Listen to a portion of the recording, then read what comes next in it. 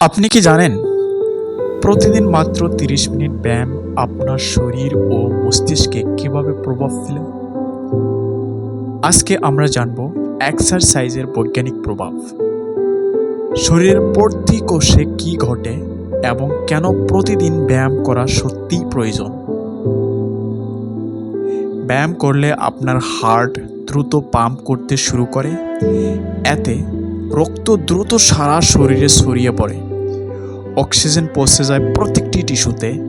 এই সময় শরীর এটিপি, যাকে অ্যাডিনোসাইন, উৎপন্ন করে, যা আমাদের চলাফেরা ও শক্তি উৎপাদনের মূল উৎস।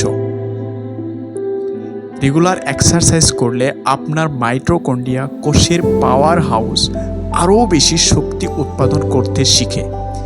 এর মানে হলো আপনি কম ক্লান্ত হবেন এবং আরও শক্তিশালী বোধ করবেন।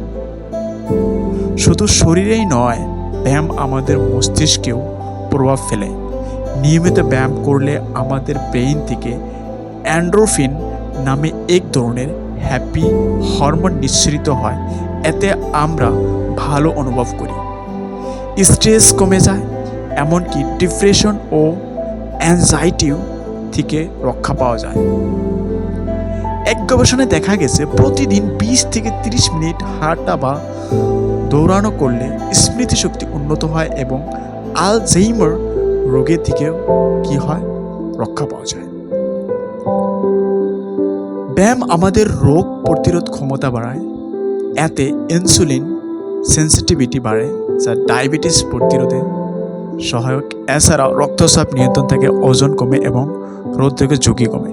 একটি বৈজ্ঞানিক গবেষণায় প্রমাণিত হয়েছে যারা সপ্তাহে 150 মিনিট ব্যায়াম করে তাদের গড় আয়ু অন্যদের তুলনায় প্রায় 7 বছর বেশি হয়। তাই প্রতিদিন অন্তত 30 মিনিট হাঁটা, দৌড়ানো, হালকা ব্যায়াম করুন। আপনার শরীর, মন এবং মস্তিষ্ক সবই উপকৃত হবে। বিজ্ঞানের চোখে এটা শুধু ফিটনেস নয়, এটা হলো দীর্ঘ ও সুস্থ জীবনের চাবিকাঠি।